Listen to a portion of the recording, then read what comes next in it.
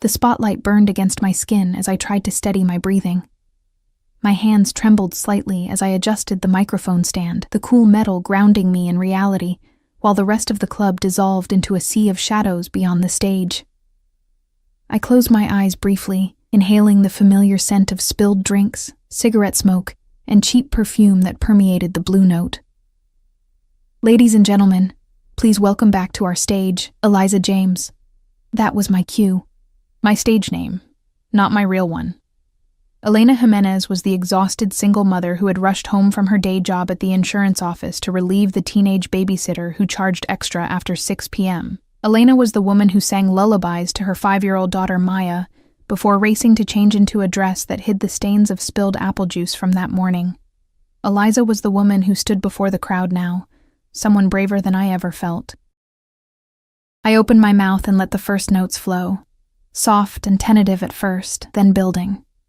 My voice was the only thing I had left that was truly mine, the one gift I hadn't surrendered when Carlos left us for his 22-year-old dental hygienist and a new life in Arizona, the one treasure that might, if I was lucky, provide enough extra income to move Maya from our one-bedroom apartment to something with actual heating that worked in winter. The usual Thursday crowd was sparse. A couple celebrating an anniversary, a few regulars at the bar nursing their whiskeys, and some tourists who had wandered in from their downtown hotels. But tonight, something felt different. Through the haze of blue light and cigarette smoke, I noticed it immediately. The front row table, usually empty on weeknights, was occupied.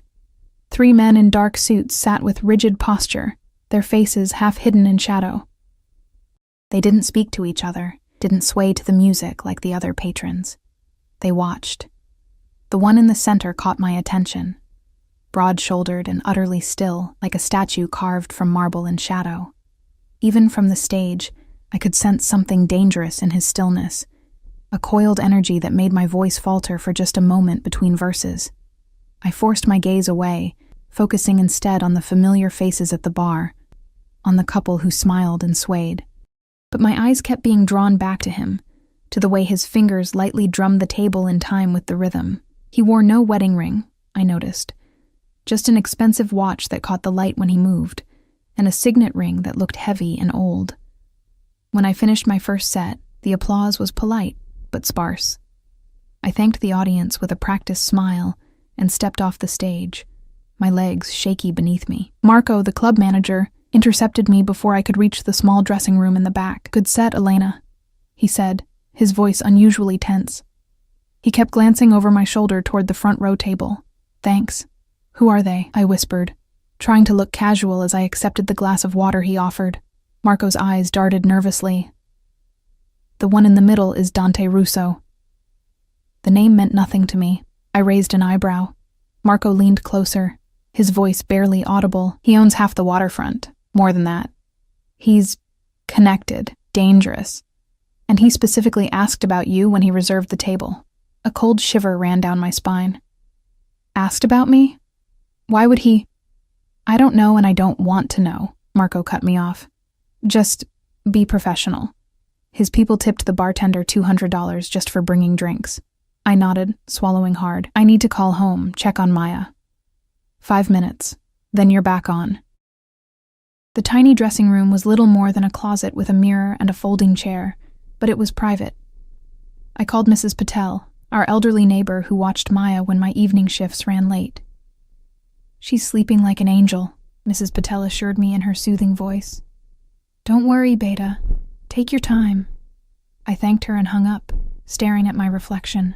My dark hair was coming loose from its elegant updo, and the makeup I'd hastily applied was already showing the strain of the hot stage lights. I looked tired. I was tired. Bone-deep exhausted from working 2 jobs, from being both mother and father, from pretending I wasn't terrified of the mounting bills. When I returned to the stage, I couldn't help but notice that the mysterious man, Dante, was watching me with an intensity that made my skin prickle. His eyes, dark and unreadable, followed my every movement. The 2 men flanking him remained expressionless, but he leaned forward slightly when I began to sing again. His interest unmistakable. I chose a slower, more intimate song for my second set. Something about heartbreak and resilience, about standing alone against the storm. As I sang, I felt a strange connection forming between us. This dangerous stranger and me, as though the lyrics were a conversation only we could hear. It was unsettling and exhilarating all at once. After the show, I changed quickly. Eager to get home to Maya, I slipped out the back door as I always did, pulling my coat tight against the October chill. The alley behind the Blue Note was poorly lit, a fact I usually tried not to dwell on during my walks to the bus stop. I was fishing my bus pass from my purse when the sleek black car pulled up beside me, its engine a soft purr in the night.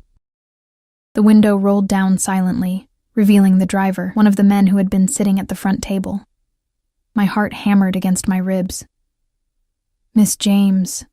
His voice was flat, professional. "Mr. Russo would like to speak with you." It wasn't a request. The back door opened, revealing the shadowy interior. Every instinct screamed at me to run, but I remembered Marco's words. Dangerous. Connected.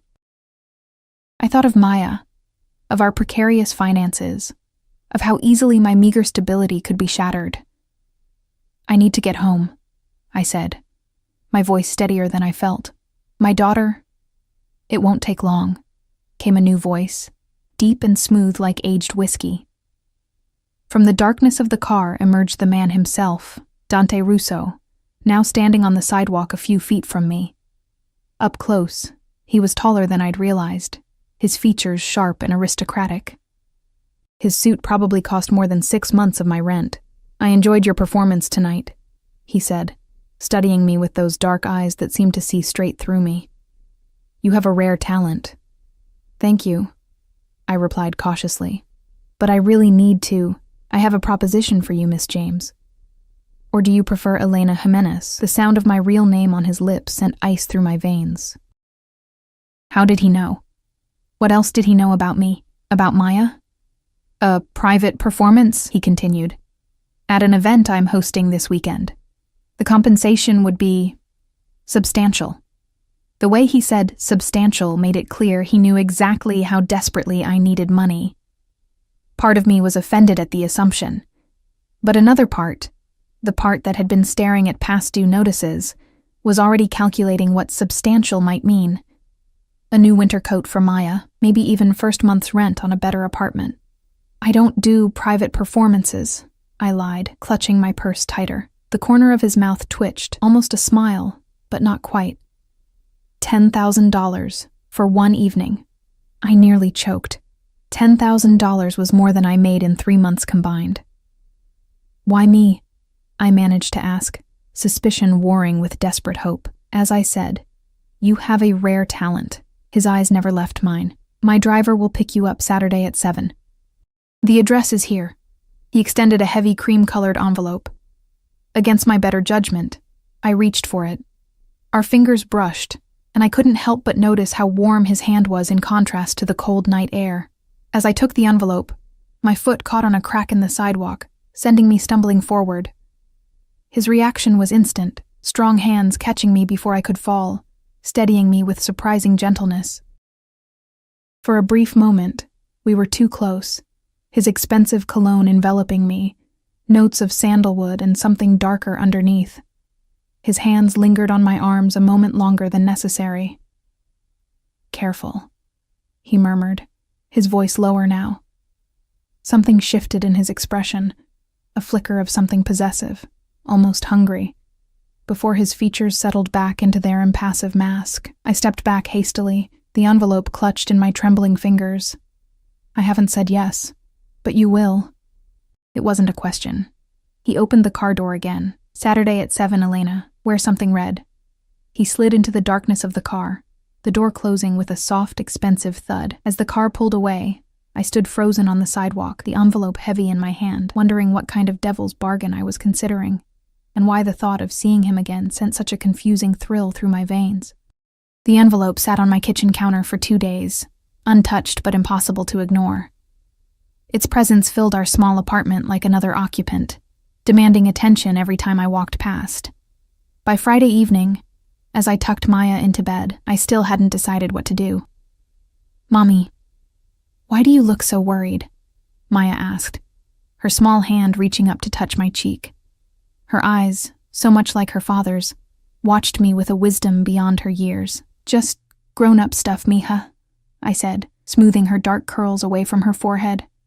"Nothing for you to worry about. Is it about money again?" She frowned, those tiny eyebrows pulling together. "I heard Mrs. Patel tell you we could stay with her if we needed to." My heart clenched. No child should have to worry about such things. "We're not going anywhere," I promised, kissing her forehead. "Now which story tonight?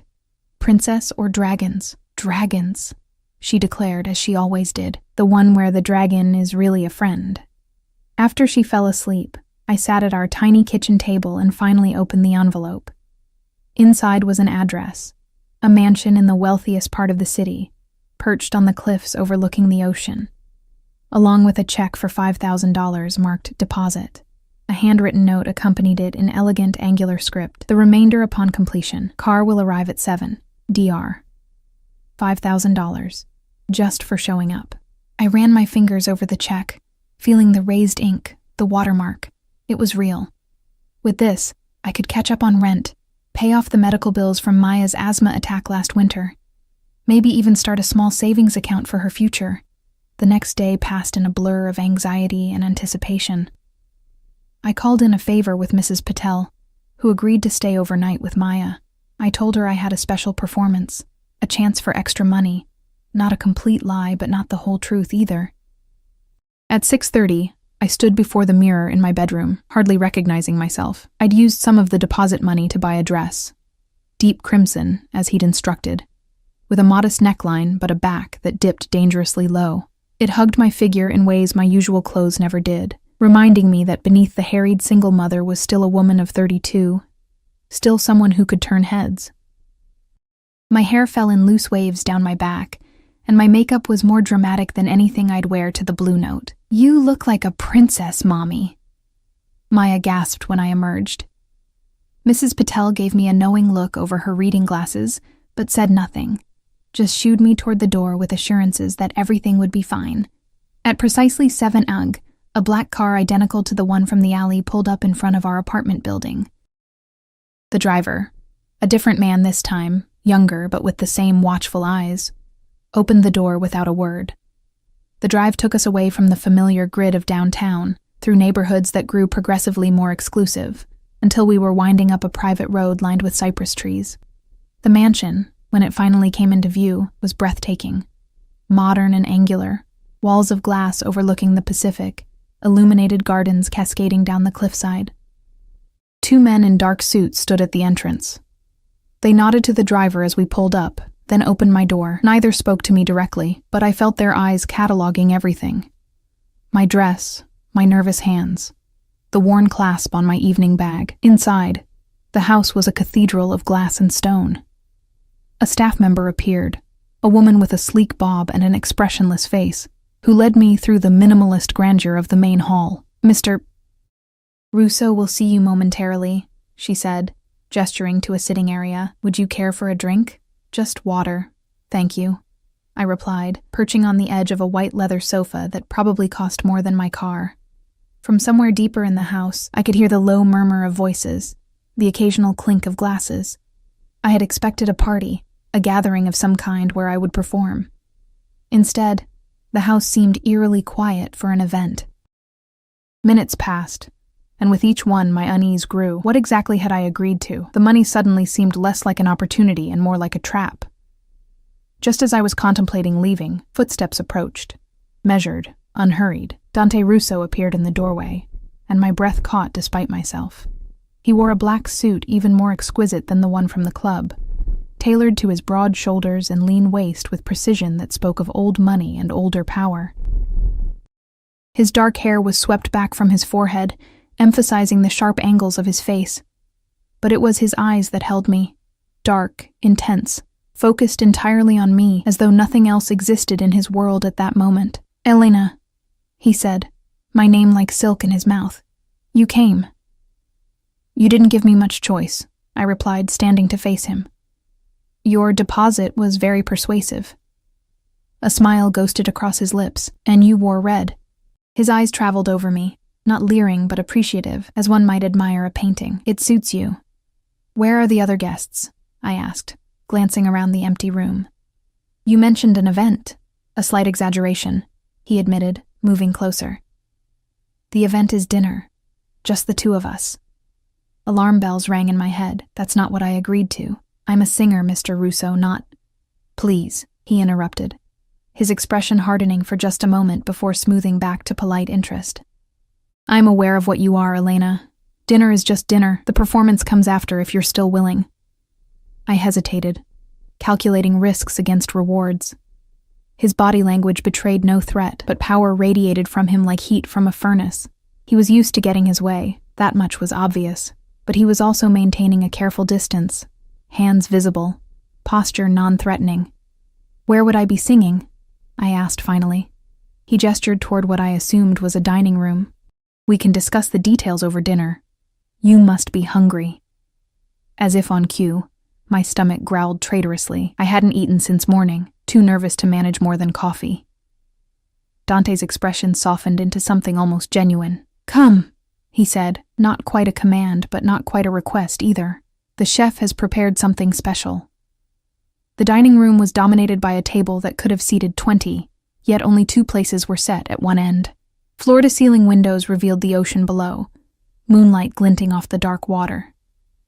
A man in chef's whites appeared silently with the first course, something delicate involving scallops that I couldn't pronounce but that melted in my mouth. Tell me about yourself, Elena, Dante said as we ate, his attention unwaveringly fixed on me. I'm sure you already know everything worth knowing, I countered. You knew my real name, after all. I make it my business to know things, he acknowledged, swirling red wine in a crystal glass. But facts are not the same as truth. I know you're 32, born in East Heights, parents both gone. Single mother to Maya, age 5. You work at Meridian Insurance by day, sing at the Blue Note 3 nights a week. Your ex-husband left 18 months ago and hasn't sent a child support check in 6. The recitation of my life, laid bare in his rich voice, made me feel exposed, vulnerable. Is that supposed to impress me or frighten me? Neither. He set down his glass. It's meant to save time. I know the outline of your story. Now I want to hear how it feels to live it. The question was so unexpected, so oddly intimate, that I found myself answering honestly. It feels like drowning in slow motion, like being stretched so thin I might tear apart. It feels like love and fear and exhaustion, all mixed together until I can't separate them anymore. Something flickered in his eyes, recognition perhaps. For a moment, neither of us spoke. You didn't ask how I know these things about you, he observed, breaking the silence. Would you tell me if I did? Perhaps. He leaned forward slightly. I've been watching you for longer than you realize, Elena. The admission should have terrified me. Instead, it provoked a strange flutter in my chest, a mixture of fear and something else I didn't dare name. Why? I asked, my voice barely above a whisper. Your voice drew me in first, he said. I heard you sing 6 months ago when I was at the Blue Note on business. You performed My Funny Valentine that night. Do you remember? I shook my head. 6 months ago was a lifetime in my world of day-to-day survival. You sang as if your heart was breaking, he continued, and I wanted to know who had broken it. The intensity of his gaze made me look away. That's a strange reason to investigate someone. I've been told my interests are unusual. There was a hint of dry humor in his voice. But once I started watching, I couldn't stop. You fascinate me, Elena. Your resilience, your fire, the way you've carved out a life for yourself and your daughter against impossible odds. My cheeks burned at his words. You make it sound noble. It's just survival. Survival is noble, he said with surprising conviction. More noble than most of what passes for success in my world. The dinner continued, course after exquisite course, and with each one, I felt my guard lowering despite myself. Dante was surprisingly easy to talk to. Intelligent, attentive, with flashes of unexpected warmth beneath his controlled exterior. He spoke of music with genuine passion, of books and art with thoughtful insight. Not once did he mention whatever business had made him wealthy enough to own this house on the cliff, though the shadow of it hung over our conversation like a storm cloud on the horizon. After dessert, a delicate confection of dark chocolate that made me close my eyes in pleasure, He led me through the house to another room. My breath caught as we entered. Floor-to-ceiling windows overlooked the ocean, but what drew my eye was the grand piano in the center, black and gleaming in the soft light. "This is where you'll perform," he said, watching my reaction closely. "If you're still willing." I approached the piano, running my fingers lightly over the polished surface. "It's beautiful, but I don't play. I only sing." "I play," he said simply. I turned to him in surprise. "You?" Something like amusement crossed his features. "Does that shock you? That someone like me might have cultivated skills beyond intimidation?" "Yes," I admitted honestly. His laugh was unexpected, deep and genuine, transforming his severe features into something almost boyish for a fleeting moment. Honesty. Refreshing. He moved to the piano bench and sat, his large hands hovering over the keys. "What shall we play, Elena?" For the next hour, we made music together. His skill at the piano was undeniable, not just technically proficient, but emotionally nuanced in a way I hadn't expected from someone so controlled. We moved from jazz standards to torch songs, his fingers finding the perfect accompaniment to my voice as if we'd been performing together for years. I lost myself in the music, in the pure joy of singing with a truly gifted accompanist, in the rare pleasure of being heard, really heard, by someone who understood. When we finally paused, I realized I had tears in my eyes. Dante was watching me with an expression I couldn't read. Hunger, yes, but also something like wonder. "You're even more extraordinary than I thought," he said quietly. Before I could respond, the moment was shattered by the sound of a phone. Dante's expression closed immediately as he pulled a sleek black device from his pocket. He glanced at the screen, then back at me. "Excuse me," he said. "I need to take this." He stepped away, speaking in rapid Italian too low for me to hear. Whatever the call was about, it transformed him before my eyes. The man who had played piano with such sensitivity hardened into someone else entirely, his posture rigid, his voice clipped and cold. When he ended the call, he turned back to me with eyes like obsidian. "I apologize, but our evening must be cut short," he said, all trace of warmth gone. "Something requires my immediate attention." Disappointment washed over me, surprisingly keen. "Is everything all right? Nothing for you to concern yourself with." His tone was brusque, professional once more. He reached into his jacket and withdrew an envelope similar to the first one. "The remainder of your payment, as agreed." I took it reluctantly, our fingers brushing. The brief contact seemed to trigger something in him. His eyes softened momentarily before hardening again with resolve. "My driver will take you home," he said, already turning away. "Thank you for your time, Elena." Just like that, I was dismissed. A woman appeared, the same one who had greeted me and led me silently through the house. Within minutes, I was in the black car, speeding away from the cliffside mansion, clutching an envelope with $5,000 and a head swirling with confusion. What had just happened? For a brief, magical hour, I had glimpsed something unexpected in Dante Russo: vulnerability, passion, genuine connection. Then, with one phone call, the mask had slammed back into place. I tried to tell myself it was for the best. Whatever Dante was involved in, whatever had made him dangerous, as Marco had warned, was not something I needed in my life. I had Maya to think about, stability to maintain, yet as the city lights blurred outside the car window, I couldn't shake the feeling that something significant had shifted in my world.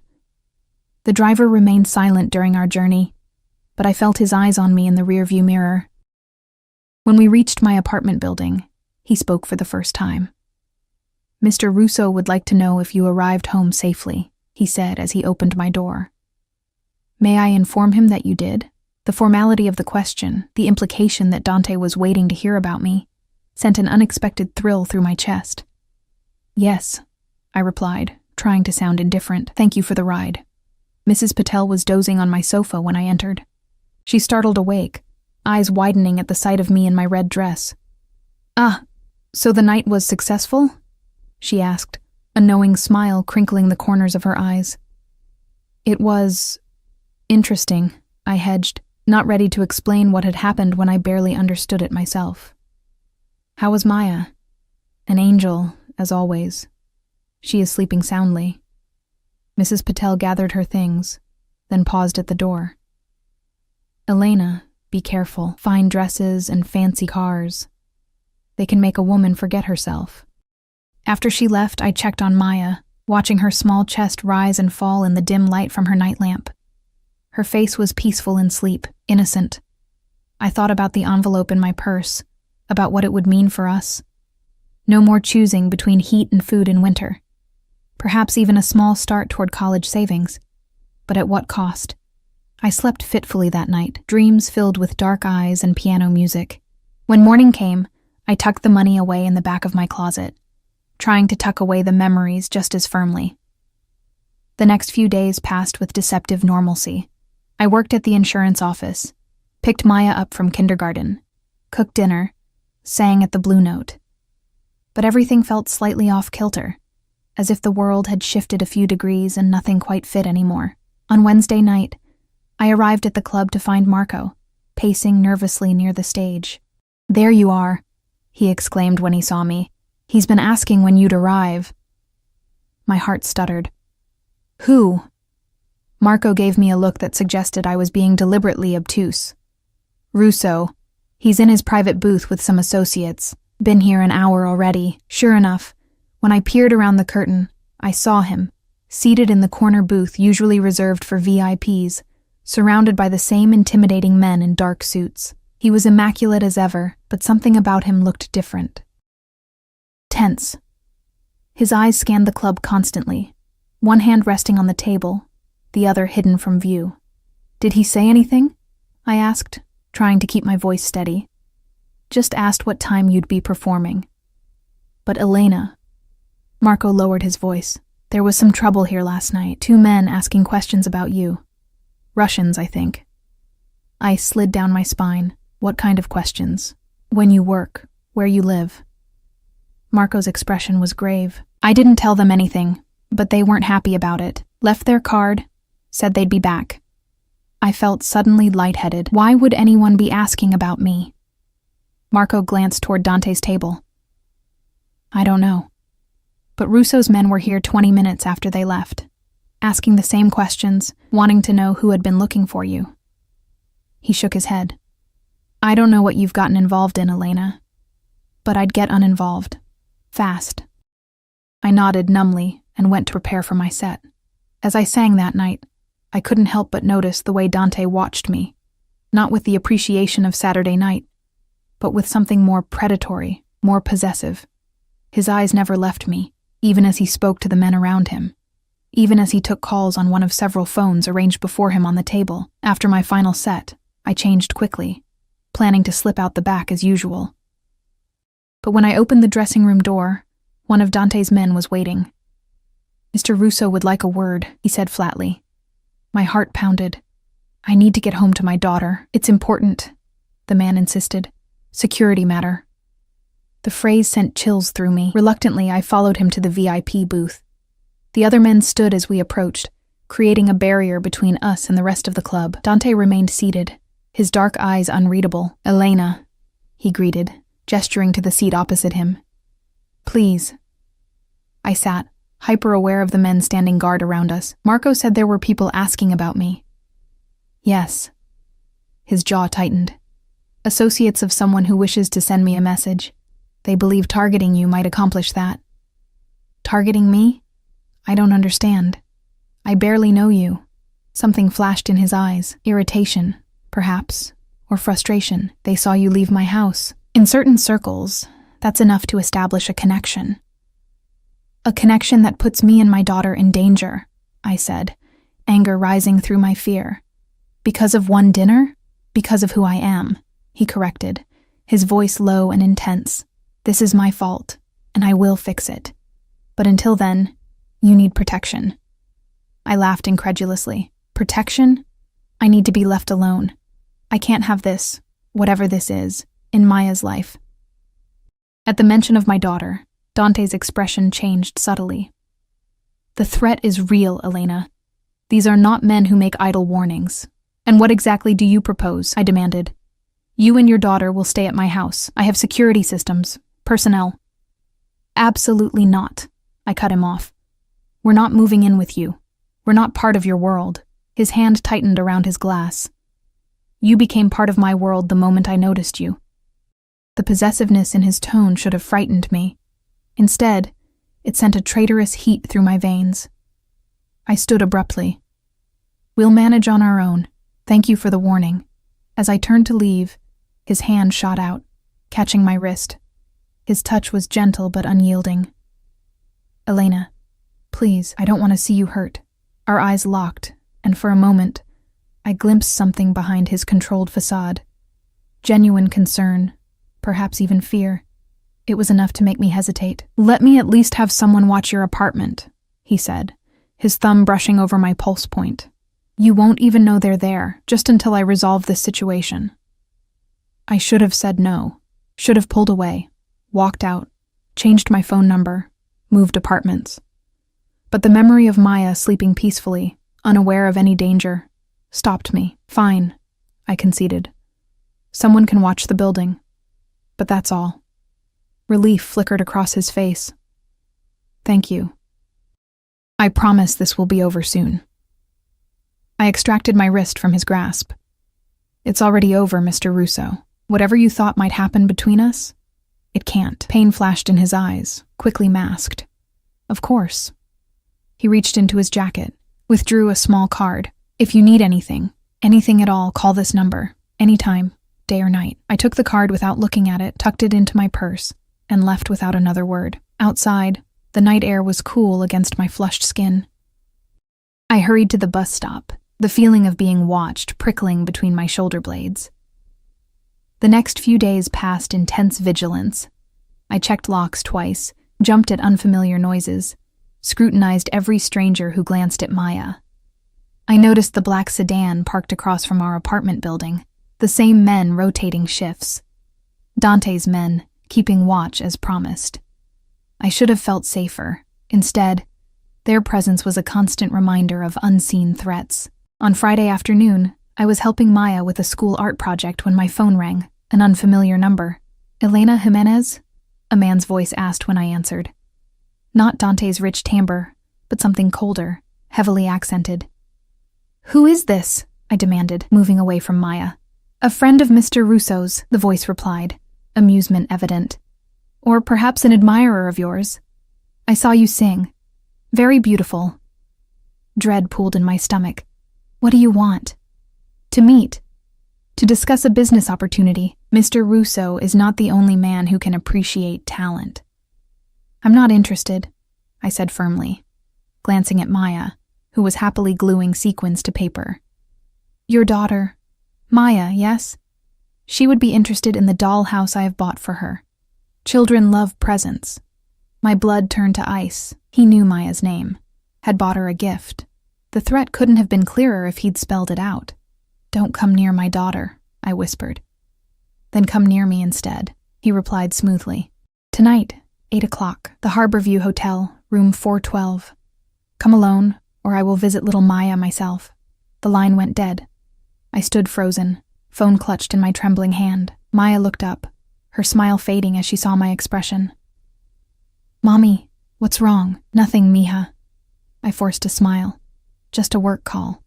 Your sequins look beautiful. My mind raced as I helped Maya finish her project. I couldn't go to this meeting. It was obviously a trap, but the threat to Maya was too specific to ignore. I glanced out the window at the black sedan. Dante's men were still there, but could I trust them? Could I trust him? The card he'd given me burned in my purse. Anytime, day or night, he'd said. With trembling fingers, I retrieved it. Plain white with only a phone number embossed in black. As soon as Maya was occupied with her favorite cartoon, I stepped into the bathroom and dialed. He answered on the first ring. Elena. Not a question. He'd known it would be me. Someone called, I said, my voice barely above a whisper. He mentioned Maya by name. Said he bought her a gift. My voice cracked. He wants me to meet him tonight at the Harborview Hotel. The silence that followed was so absolute I thought the call had dropped. Then, "Are you and Maya safe right now?" "Yes, we're home. Your men are still outside. Stay there. Lock the doors. Don't answer for anyone." His voice was cold, controlled, but I could hear the rage simmering beneath. "I'm sending someone to bring you both to my house. Pack only what you need for a few days." "Dante, I can't just—" "Elena." The way he said my name, part command, part plea, silenced my objection. "They've threatened your child. This is not a negotiation." He was right, and we both knew it. "Okay," I conceded. "How soon?" 30 minutes. I'll meet you here." After we hung up, I moved through the apartment in a daze, packing essentials for Maya and myself. How had my life veered so dramatically off course in just 1 week? How had I gone from struggling single mother to apparent pawn in some dangerous game between powerful men? Maya, sensing my tension despite my efforts to hide it, grew clingy and anxious. "Where are we going, Mommy?" "A little trip," I explained, keeping my voice light. "To a friend's house, like an adventure." "Is it the man in the black car?" she asked, surprising me. "I see him watching our windows." Children noticed everything. "Yes, sort of. His name is Dante. He has a big house near the ocean." Her eyes widened. "Like a castle?" "Almost," I smiled weakly, "with a beautiful piano." 28 minutes later, a soft knock sounded at our door. I peered through the peephole to see one of Dante's men, the younger one who had driven me home from the mansion. "Ms. Jimenez, I'm here to escort you and your daughter." He kept his voice low, professional. "The car is waiting downstairs. Mr. Russo sent me to carry your bags."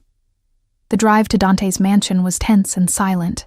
Maya, initially excited by the adventure, soon fell asleep against my side, lulled by the smooth motion of the expensive car. I stroked her hair, my mind churning with fear and uncertainty. Dante himself was waiting when we arrived, standing in the open doorway of the mansion. The sight of him sent conflicting emotions through me, relief at his solid presence, apprehension about the danger surrounding him, and something else, something more complicated that I refused to examine. His eyes immediately found mine, then moved to Maya, sleeping in my arms as the driver carried her from the car. Something softened in his expression. "Let me take her," he offered, approaching us. I hesitated, then nodded. He lifted Maya from my arms with surprising gentleness, cradling her small body against his chest, as if she were made of glass. The contrast between his imposing frame and my daughter's tiny form made my heart clench. "This way," he said softly, leading me into the house. "I've prepared rooms for both of you." He carried Maya through the vast, silent house to a bedroom that looked like something from a fairy tale. A canopy bed with sheer white curtains, walls painted a soft blue, shelves filled with children's books and toys. "This was my niece's room when she visited," Dante explained as he laid Maya on the bed. "She's in college now, but I keep it ready." The tenderness with which he tucked the blanket around my sleeping daughter caught me off guard. This wasn't the cold, dangerous man from the Blue Note, nor even the passionate musician from our dinner. This was yet another facet of Dante Russo, one I wasn't prepared for. "Your room connects through there," he said, indicating a door on the far wall.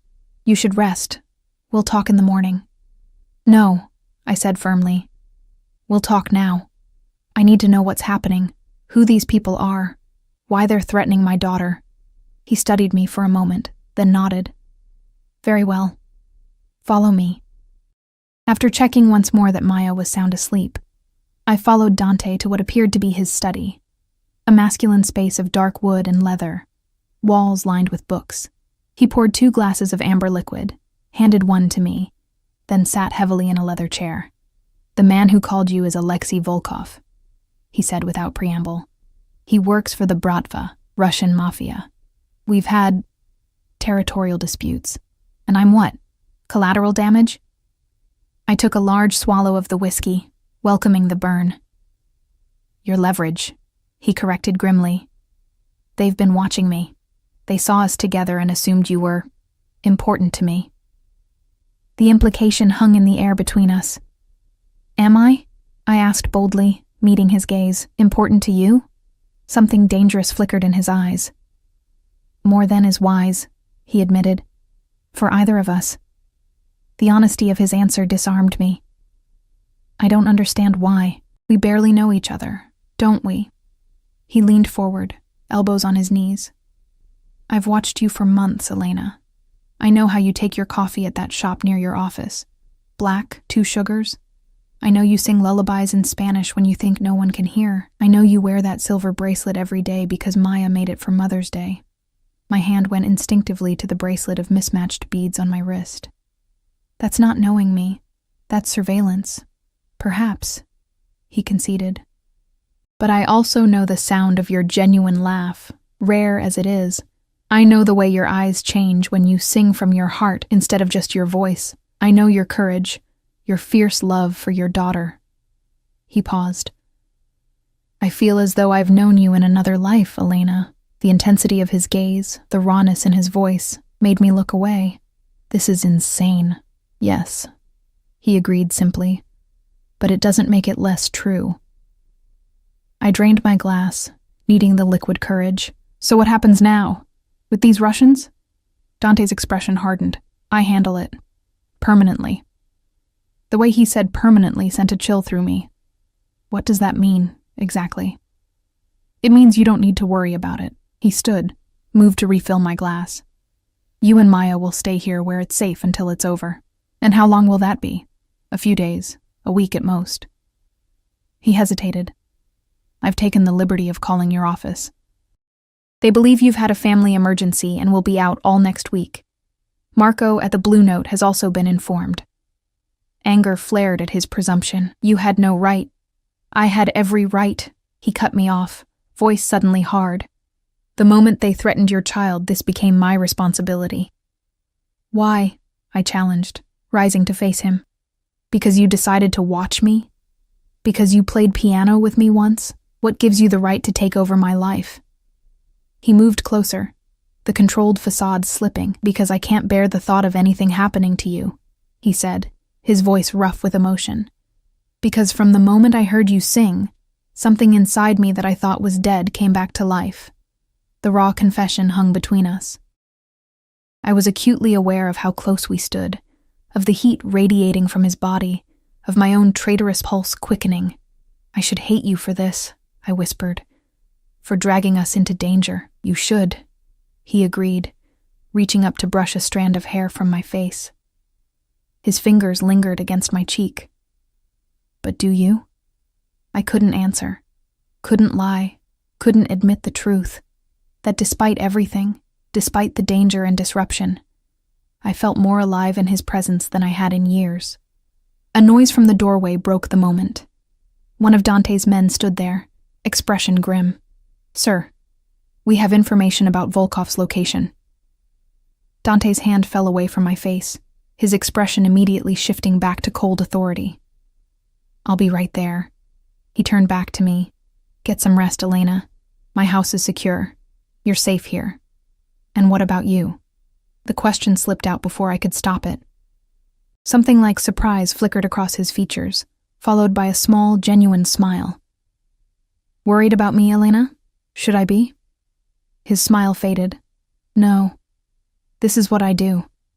After he left, I returned to the room adjoining Maya's. Despite my exhaustion, sleep eluded me.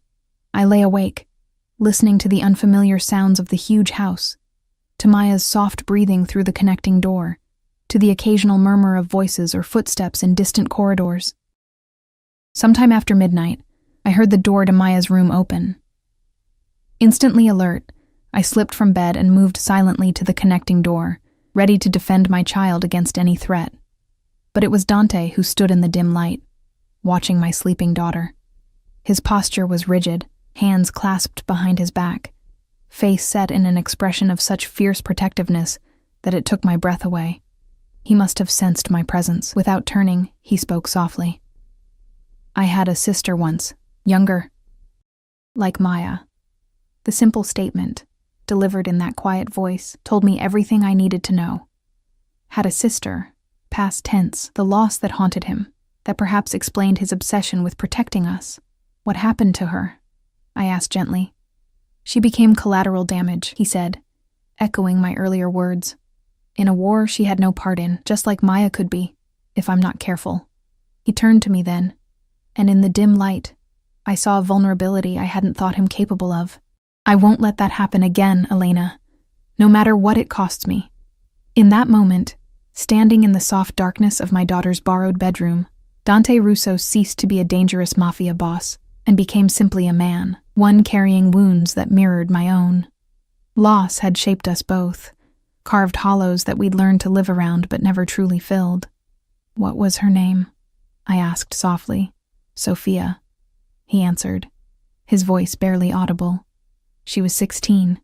I moved closer, drawn by the raw grief in his voice. I'm sorry. He shook his head slightly, as if to dispel the memory. His eyes returned to Maya, peaceful in her slumber. She looks like you. Everyone says she looks like her father. His jaw tightened almost imperceptibly. Carlos was a fool to leave you both. The mention of my ex-husband's name reminded me how thoroughly Dante had investigated my life. I should have felt violated, but somehow, in the quiet intimacy of the moment, it felt like he'd simply been trying to understand me. It was for the best, I admitted. He was never cut out for fatherhood or faithfulness. Dante's eyes found mine in the dimness. His loss, he said simply. We stood in silence, watching Maya sleep, the space between us charged with unspoken possibilities. Finally, Dante stepped back. You should rest, he said, his voice returning to its usual controlled cadence. Tomorrow will be complicated. Are you going after him, Volkov? His expression hardened. Yes.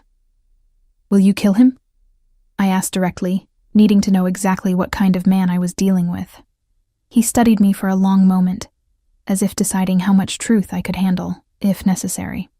I nodded slowly, not trusting myself to speak. Part of me was horrified by the casual way he contemplated violence, but another part, a primal, protective part, understood. If someone threatened Maya, wasn't I capable of the same? Good night, Elena, he said softly, already turning to leave. Dante. His name felt intimate on my lips. He paused, looking back at me. Be careful. Something like tenderness flickered in his eyes before he nodded once and disappeared into the hallway. I returned to my bed but remained awake for hours, my thoughts a turbulent mix of fear, confusion, and, most disturbing of all, a growing attraction to a man who represented everything I'd spent my life avoiding. Morning came with golden sunlight streaming through floor-to-ceiling windows and the delighted squeals of my daughter, discovering the playroom adjacent to her bedroom. I found her surrounded by toys more elaborate than anything she'd ever owned, being entertained by a kind-faced woman who introduced herself as Mrs. Chen, the housekeeper. Mr. Russo said to tell you he had business in the city, Mrs. Chen informed me, as she served us breakfast on the terrace overlooking the ocean. He hopes to return by evening. I nodded, trying to ignore the knot of anxiety in my stomach. Business in the city. With Volkov, undoubtedly. The day passed in a strange limbo. Maya was enchanted by the mansion. Especially when she discovered the piano room, she begged me to sing while she pressed random keys, creating chaotic accompaniment that filled the huge space with sound and momentarily dispelled my worries. Security men patrolled the grounds discreetly. Mrs. Chen kept us comfortable, anticipating needs we didn't know we had. By afternoon, Maya was napping, exhausted from exploration, and I found myself wandering the halls of Dante's home, trying to piece together the puzzle of who he really was. His study revealed little beyond impeccable taste in literature. The art on his walls was original and expensive, but selected with genuine appreciation, rather than just for status. Nothing felt ostentatious. Instead, the house reflected quiet confidence and old-world elegance. In a small room off the main hallway, I discovered what must have been a shrine to Sophia, photographs of a beautiful dark-haired girl at various ages, trophies for horseback riding, a framed acceptance letter to a prestigious arts academy dated 15 years earlier. The final photo showed her laughing beside a younger Dante, his face unguarded, alight with brotherly pride. The sound of approaching footsteps made me turn. One of Dante's men, the one who had driven us here, stood in the doorway. "Ms. Jimenez," he said, his expression grave. "You have a call. It's urgent." My heart froze. "Is it Dante? Has something happened?" "No, ma'am. It's someone else." Mr. Russo instructed us to monitor all calls to the house. This one came through the secure line. He led me to the study and handed me a phone. With trembling fingers, I answered. "Hello?" "Elena." The accented voice from yesterday. "Volkov, such a lovely home Mr. Russo has, yes? Shame he is not there to protect it." Ice flooded my veins. "What do you want?" "I told you. A meeting. Your friend Russo is being uncooperative. Perhaps you will be more reasonable." "I'm listening," I said, trying to keep my voice steady, while gesturing frantically to Dante's man, who was already typing rapidly into his phone. "Simple. You come to me, alone, and your daughter remains safe. 1 hour. The address will be sent to your phone." He paused. "Do not attempt to contact Russo. If I see his men, if I even suspect a trap, well... Children are so fragile, aren't they?" The line went dead. Seconds later, my personal phone buzzed with a text message containing an address in the warehouse district. "He's bluffing," Dante's man said immediately. "The house is secure. He can't get to Maya." "Are you certain?" I demanded, panic rising in my throat. "He found my personal number. He knew about Maya before. Can you guarantee he doesn't have someone inside already?" The man's hesitation was all the answer I needed. "Call Dante," I insisted. "I'm trying. He's gone dark. Operational security. We have protocols for this." He was already speaking rapid Italian into another phone. "We'll get a team to the address. Secure the perimeter." "In an hour?" I shook my head. "He'll see them coming. Maya will be at risk." "Ms. Jimenez, you can't seriously be considering going there. It's a trap." "Of course it's a trap," I agreed, a strange calm settling over me, "but I need to buy time until you can reach Dante." Mr. Russo was explicit. "You and your daughter do not leave this house under any circumstances." I looked him directly in the eye, then he should have stayed here to enforce that order. Before he could react, I was moving, grabbing my purse, heading for the garage I'd noticed during our tour. Behind me, I could hear the security team mobilizing, but I had the advantage of surprise. The garage was a car collector's dream. A dozen vehicles ranging from practical SUVs to exotic sports cars. Keys hung on a neat board by the door. I grabbed the first set I saw, triggering the lights on a sleek black Audi. I was pulling out of the garage when 2 security men appeared, shouting for me to stop. In the rearview mirror, I could see more men running from the house. I accelerated down the long driveway, heart pounding, hands shaking on the wheel. What was I doing? The question echoed in my mind as I sped toward the city, walking into a trap set by the Russian Mafia, risking my life when my daughter needed me. But the alternative, waiting helplessly, hoping Dante's security was as good as he claimed, gambling with Maya's safety, was unthinkable. At least this way, I controlled some part of the equation.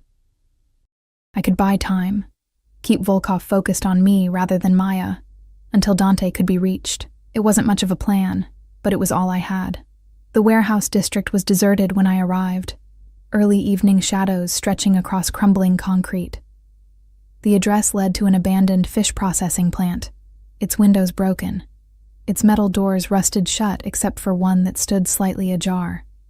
I parked the Audi and sat for a moment, gathering my courage. Then, leaving my phone and purse behind, if they were tracking me, they already knew I was here. I approached the door. The interior was cavernous, the air heavy with the lingering smell of fish and salt. My footsteps echoed on the concrete floor as I ventured deeper. "Hello?" I called, my voice small in the vast space. "Elena Jimenez." The voice came from above. I looked up to see Alexei Volkov leaning against a railing on a metal catwalk. He was younger than I had expected, perhaps my age, with pale blue eyes and a smile that never reached them. "Brave of you to come alone. You threatened my daughter," I replied simply. He descended a rusted staircase, 2 men with guns flanking him. A necessary motivation, business, not personal. "What do you want from me?" He reached the bottom of the stairs and approached, studying me with clinical interest. Information primarily, Russo's operations, shipment schedules, security protocols. He circled me slowly. And perhaps a message. Something to remind him of his vulnerabilities. Fear clawed at my throat, but I forced myself to remain still, to meet his gaze evenly. I can't tell you what I don't know. He laughed softly. Everyone says this. Eventually they remember things they didn't know they knew. He nodded to one of his men, who produced a phone and began recording. First, a message for Dante, yes? Something to motivate his cooperation. I had no illusions about what kind of message he intended. Images from crime shows and movies flashed through my mind. Beatings, torture, mutilation. I swallowed hard, desperately trying to think of a way to stall. He won't negotiate, I said. Not even for me. Volkov raised an eyebrow. No, he seems quite attached, bringing you to his home, assigning security. These are not the actions of an indifferent man. You misunderstand our relationship, I insisted. I'm just a singer he hired for an event. A singer he protects like a precious jewel? Volkov shook his head. I think not. Dante Russo does not reveal his weaknesses so easily, yet for you. He stepped closer, his cologne sickly sweet in the stale air. For you, he has been careless. A sound from somewhere in the building made all three men turn sharply. Volkov barked an order in Russian, and one of his men moved to investigate. Your security detail, perhaps? Volkov asked me, his voice hardening. I warned you to come alone. I did, I insisted. I ditched them at Dante's house. He studied my face, then seemed to believe me. Then we should move quickly, before they find us. He reached for my arm, but before he could touch me, a single gunshot echoed through the building. Volkov's bodyguard crumpled to the floor, blood blooming across his chest. Everything happened at once. The second guard shoved Volkov behind a concrete pillar while raising his weapon. More shots rang out from somewhere in the shadows. I dropped to the ground, crawling desperately toward a stack of rusted barrels for cover. Through the chaos, I heard Dante's voice, cold, deadly calm. Volkov, the woman walks out of here unharmed, or you don't walk out at all. Relief and terror warred within me. Dante was here, but now we were caught in the middle of a gunfight between two Mafia factions. Russo! Volkov shouted back. Always so dramatic. We can discuss this like businessmen. There's nothing to discuss. Dante's voice was closer now. You threatened what's mine. That demands a response. More gunfire erupted.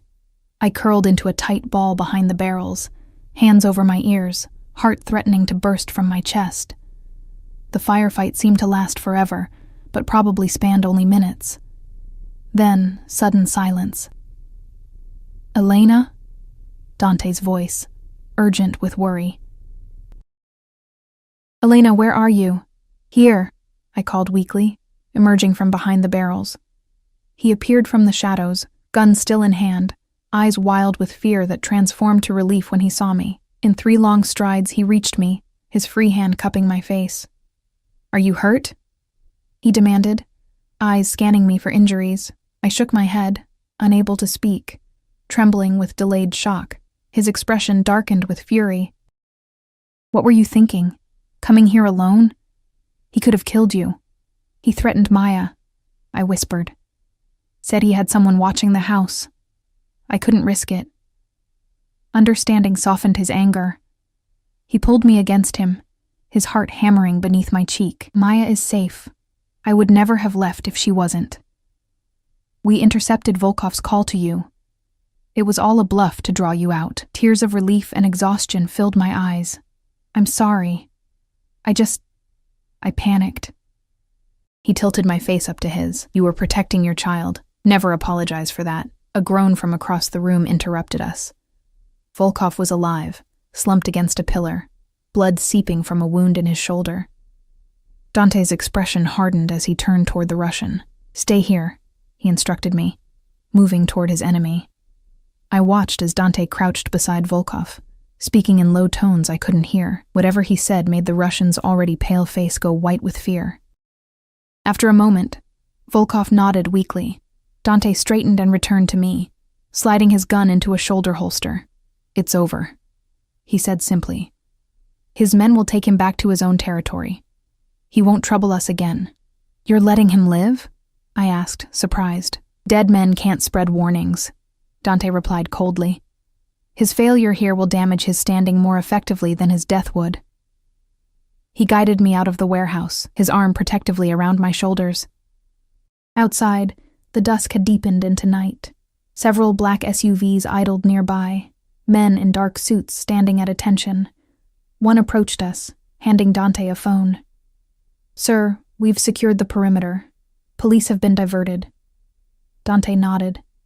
"Take care of the scene. Standard protocol." He turned to me. "Let's get you home." Home. The word hung between us, suddenly complicated. Did he mean my apartment? His mansion? Neither felt quite right anymore. The drive back to the cliffside house passed in exhausted silence. I leaned against the cool window, watching the city lights blur past, trying to process everything that had happened. Beside me, Dante was equally quiet, though I could feel the tension radiating from him. When we arrived, I asked the question that had been burning in my mind. "What happens now?" He looked at me, really looked at me, his dark eyes unguarded for once. "That depends on you, Elena, Mrs. Chen met us at the door, assuring me that Maya had eaten dinner and was playing happily in her room. I nodded gratefully and followed Dante to his study, where he poured us both generous glasses of whiskey. "Volkov won't come after us again," he said, handing me a glass. "But there could be others. My world is complicated." I took a long sip, welcoming the burn. "And dangerous." "Yes." He didn't try to deny it, which is why you need to decide what happens next. "You and Maya can return to your apartment tomorrow. I'll ensure you have security, discreet. You won't even notice them. You can resume your normal life, or," I prompted, sensing there was an alternative. He hesitated, then set his glass down and moved closer to me. "Or you could stay. Here. With me." The directness of the offer took my breath away. "Dante, I know it's sudden," he continued. "I know it doesn't make sense. But from the moment I heard you sing, Elena, I've been unable to think of anything else. When I'm with you, I feel..." He searched for the right word. "Whole." "You don't even know me," I whispered. "I know enough," he countered, taking my hand in his. "I know you're fierce and loyal and brave beyond reason. I know you love your daughter with everything you have. I know your voice reaches places inside me I thought were dead." His words resonated in places I'd kept locked away since Carlos left. Places that hungered for connection, for passion, for something more than mere survival. "And what about your world?" I asked. "The danger, the violence." "I can't expose Maya to that. I would protect you both with my life," he vowed. "And..." He hesitated again. "I could step back. Legitimate businesses only. No more complicated situations." The offer stunned me. "You would do that? Change your entire life? For the right reasons," he said simply. "For the right people." I looked up into his eyes, searching for deception, for manipulation, for the calculated charm of a man used to getting what he wanted. Instead, I found raw honesty, vulnerability, and something that looked remarkably like love. "I need time," I said finally. "This is overwhelming." He nodded, stepping back slightly. "Of course. Take all the time you need." He hesitated, then added softly, "Just don't disappear on me, Elena. Whatever you decide, let me hear it from you directly." I nodded, suddenly exhausted beyond words. "I should check on Maya." He walked me to her room, where we found her building an elaborate castle from blocks, her face lighting up when she saw us. "Mommy, Mr. Dante, look what I made." I watched as Dante crouched beside her, examining her creation with genuine interest, asking questions that made her giggle with delight. The sight of them together, my sunshine child and this dangerous, complex man, created a confusing tangle of emotions in my chest. Later, after Maya was asleep, I stood on the balcony outside my room, watching moonlight dance across the waves below. The events of the past week played through my mind like scenes from someone else's life. How had I gone from struggling single mother to the object of a mafia boss's affection? How had I ended up here, contemplating a future I could never have imagined? A soft knock at the door pulled me from my thoughts. Dante stood in the doorway, his usual imposing presence softened by the lateness of the hour. "May I?" he asked, gesturing to the balcony. I nodded, and he joined me at the railing, his shoulder almost touching mine as we gazed out at the silver-streaked ocean. "When I was a boy," he said after a while, "my father told me that power was everything, that fear was respect, and respect was control." He turned to face me. It took me 38 years to realize he was wrong. I studied his profile, strong and proud in the moonlight. "What changed your mind? You did," he said simply. "I watched you, with nothing, with no power or money or connections, fight every day for your daughter, for your dignity, for your dreams. And I realized that the strongest person I'd ever met was a woman singing in a second-rate club for tips. The raw honesty in his voice moved me more than any declaration of love could have. I reached for his hand, twining my fingers with his. "I'm scared," I admitted. "Not of you, but of this, of wanting something I shouldn't, of risking Maya's stability on a feeling." "What feeling?" he asked softly. I met his gaze directly, that when I'm with you, I'm more myself than I've ever been.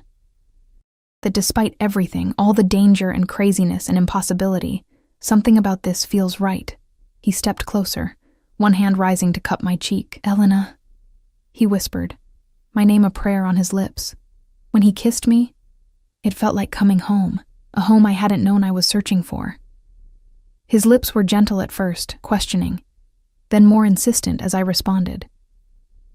His arms encircled me, pulling me against the solid warmth of his chest, and for the first time in years, I felt completely safe. That night, as we lay tangled in each other's arms, the full moon casting silver light across the bed, I made my decision, not from fear or desperation or practical necessity, but from the certainty that sometimes life offers unexpected paths to happiness. 3 months later, Maya and I moved permanently into the cliffside house. Dante kept his promise, divesting from his more complicated businesses, focusing on legitimate enterprises. There were adjustments, compromises, difficult conversations about his past and our future. But there was also joy, passion, and a sense of family that neither of us had experienced in too long. Sometimes, on clear evenings, the three of us sit at the piano, Dante playing, me singing, Maya watching with wide-eyed wonder. In those moments, I think about the strange, winding path that led us here. How a single mother singing in a nightclub caught the eye of a mafia boss, and how that chance encounter changed everything. Life isn't a fairy tale. Dante still carries the shadows of his past.